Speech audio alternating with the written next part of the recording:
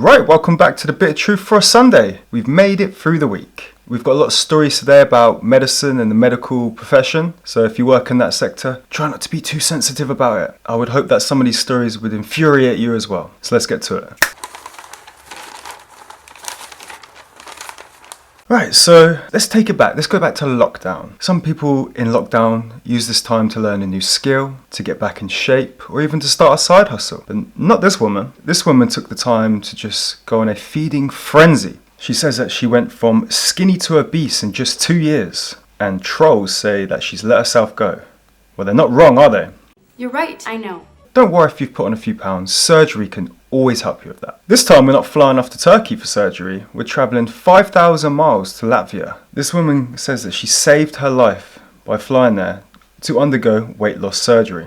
I'm really sick of these lazy salad dodgers who think it's perfectly fine just to go get a surgery to lose all of this weight. 24 years old, weighing 23 stone, yes, 23 stone. She regularly ate pizzas, chips, chicken nuggets, and got so big, so fat to the point where she had to rely on her relatives to play with her kid.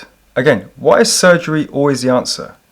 Just eat less, move more. It's very simple. My milkshake brings all the boys to the yard. GPs and hospital no-shows could be charged £10 for missed appointments under the new plans to reduce the millions of appointments that are missed each year. I think brilliant. That's a great concept.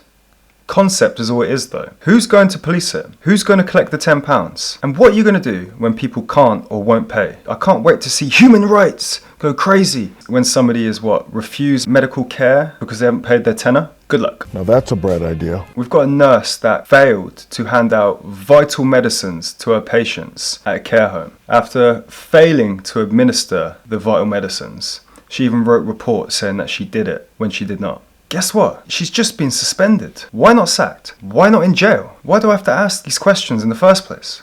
Ain't nobody got time for that. Public Health have issued a warning over a potential dangerous batch of heroin, as opposed to what? A safe batch? You really think that heroin users read this article and think, okay, no, look at this. Let's just wait to the next batch. I'm on drugs.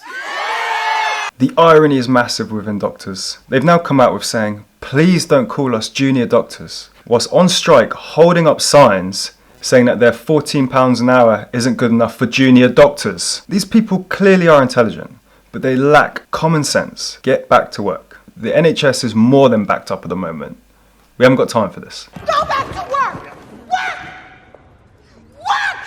And for those that aren't going to go back to work, they might have a tough time if they put on their CVs and resumes their they, them, or whatever pronouns. There's been studies done where people are less likely to even get an interview if they put their pronouns on their resumes or CVs. Well, no shit. If I'm hiring somebody, I really don't give two shiny shites what you identify as. I don't care what hole you put it in or whatever you think you are. I just want to hire the best person for the job and the person that I think will fit best into the company or role. I'm not going to hire someone that could potentially poison the company by demanding that they're called this or that. I haven't got time to learn whatever you want to be called on however you're feeling that day when you wake up. I'll just go with somebody else.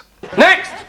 Praise these parents. These parents are protesting outside of a Manchester nursery school as their kids are now being shown LGBT material, which is clearly inappropriate for them to be shown. Why do we need to teach kids about this stuff? You see that sign there that says toxic spill? Yeah. What's that? Disregard that, Frank. It's a bunch of liberal bullshit. These groups are all eating themselves alive anyway. The trans charity Mermaids, which is a strange name, Mermaids, loses their case against the LGB Alliance. The Mermaids tried to get them struck off the charity register because they didn't agree with their anti-trans views. I guess it's not all inclusive on the left side. What a load of crap. Let's move on to a bit of crime. Unfortunately, this poor man, this granddad, this milkman, who was weeks away from retiring when he was hit by a speeding learner driver who was on their phone. Ravi Singh Rathore, appropriate name, this poor grandfather was cycling to work, wearing reflective gear and a helmet when he was hit by this helmet. Guess what the punishment is? 14 months, so out in 7. And there's a kicker. He gets a 3-year and 7-month disqualification. Speechless.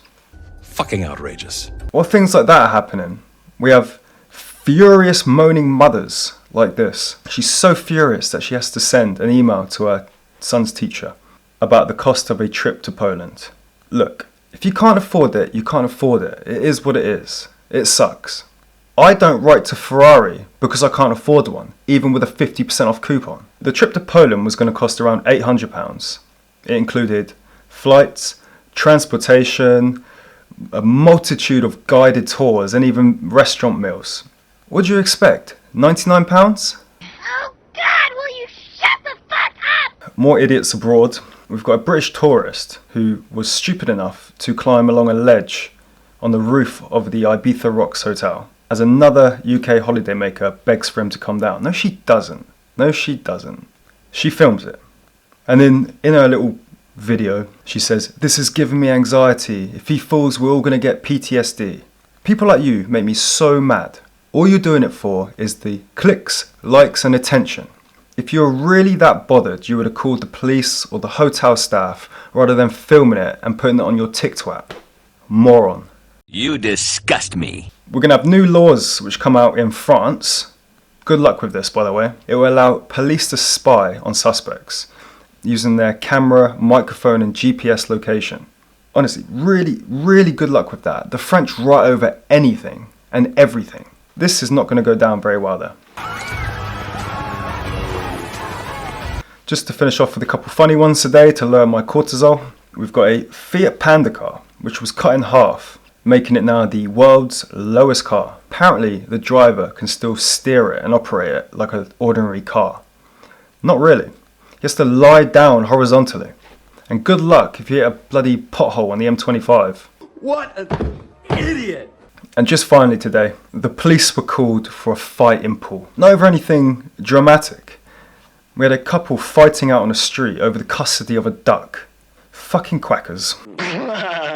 Right, that's it for a Sunday. Hope you guys had a good weekend. I really hope I can find some more positive news for this week, although I'm not very optimistic about it. If you did like the video, give it a thumbs up. Let me know in the comments below what your favourite article was, and I'll see you again tomorrow for more.